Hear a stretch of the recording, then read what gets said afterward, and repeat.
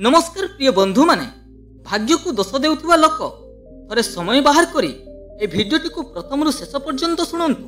ए video रे एमिति कथा कहा जायछि निश्चित रूपे आपण मानक जीवन मध्य बदली जीव। गोटे गाँ रे अत्यंत अलसुआ युवक रहुथिला जहार नाम थिला राजू। राजू जीवन रे कोनोसी काम करबा को इच्छा करू नथिला। से सब समय रे एहा कहूथिला मो भाग्य खराब, मु जहा करे ताहार कोनोसी सफलता मिले ना, तेणु मु कहीं काम करी। यह कही से निज भाग्य को सब बेले दोष देउथिला।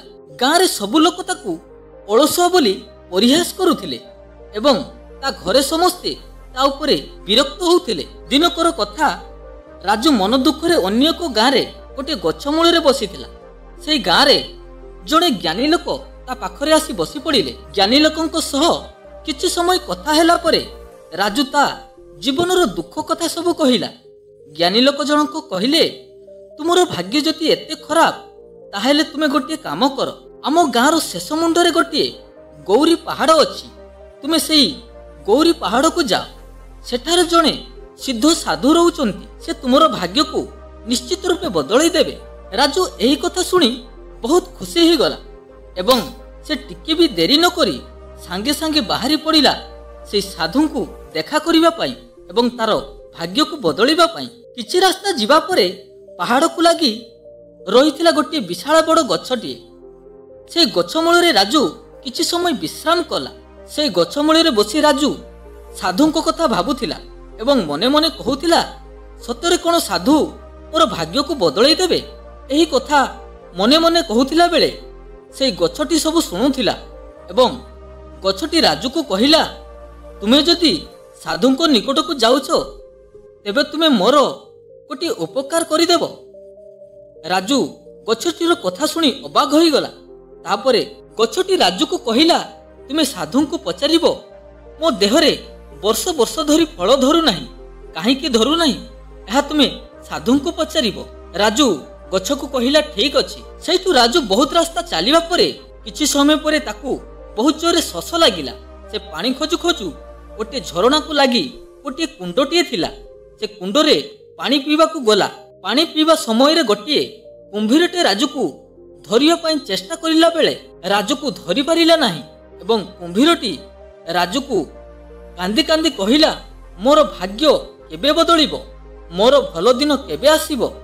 एही कुंडरे जेते माछ बेंग थिला ताकू खाई जीवन काटुथिली, एबे आ कुंडरे गोटे भी माछ बा बेंग नाही। एबे 15 दिन हेलानी किछि भी खाई नाही, मु बंचिबी केमिति एवं मोर भाग्य केबे बदलिबो।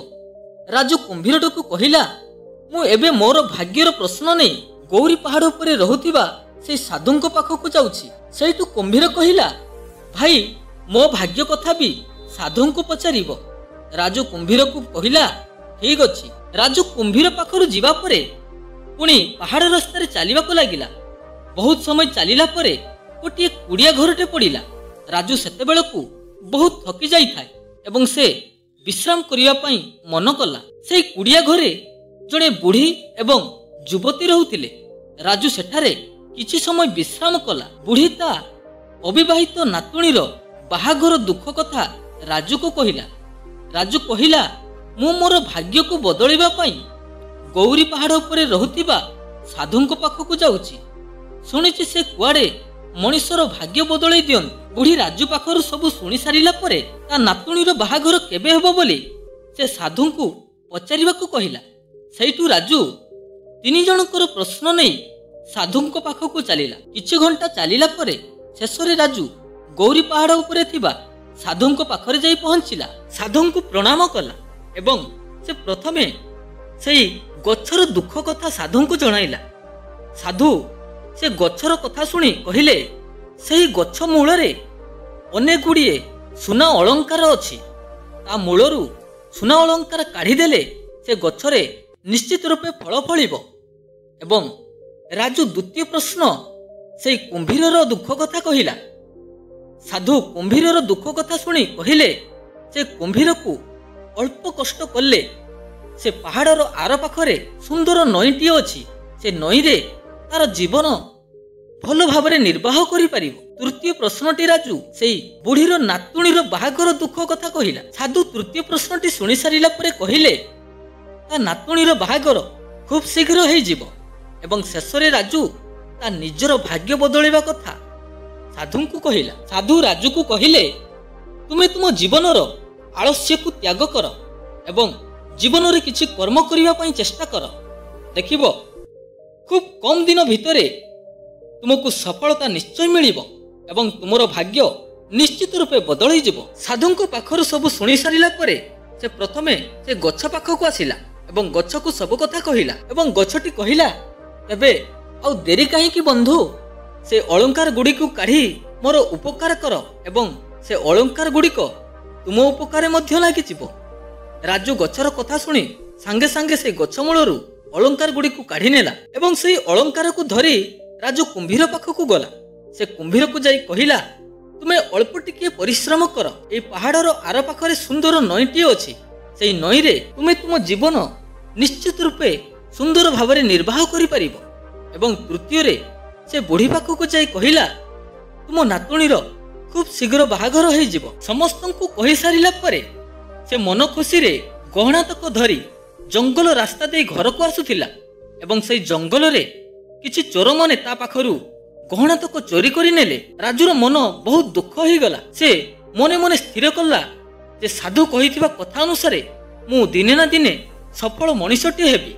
ସେଇଠୁ ରାଜୁ ଆଳସ୍ୟକୁ ତ୍ୟାଗ କରି ସେ କଠୋର ପରିଶ୍ରମ କରିବାକୁ ଲାଗିଲା ଏବଂ କିଛି ଧନ ସଞ୍ଚୟ କରି ସେଥିରେ ସିଏ ବେପାରଟି ଆରମ୍ଭ କଲା ଏବଂ ସେହି ବେପାରକୁ ବଡ଼ କରି ଧୀରେ ଧୀରେ ସେ ବଡ଼ ମହାଜନଟେ ହେଇଗଲା ଏବଂ ତାର ଜୀବନ ସମ୍ପୂର୍ଣ୍ଣ ରୂପେ ବଦଳିଗଲା। ତ ବନ୍ଧୁମାନେ ଏହି କାହାଣୀରୁ ଆମେ ଏହା ଶିଖିଲେ ଯେ ଜୀବନରେ ଆଳସ୍ୟକୁ ତ୍ୟାଗ କରି ଭାଗ୍ୟକୁ ଦୋଷ ଦେବା ବନ୍ଦ କରି ଆମେ ଯଦି ପରିଶ୍ରମ କରିବା ତେବେ ସଫଳତା ନିଶ୍ଚିତ ରୂପେ ଆମକୁ ଦିନେ ନା ଦିନେ ମିଳିବ।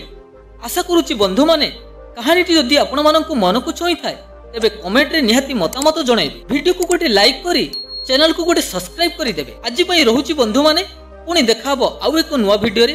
ଭଗବାନ ଆପଣମାନଙ୍କୁ ଭଲରେ ରଖନ୍ତୁ, ଖୁସିରେ ଥାଆନ୍ତୁ। ଜୟ ଜଗନ୍ନାଥ।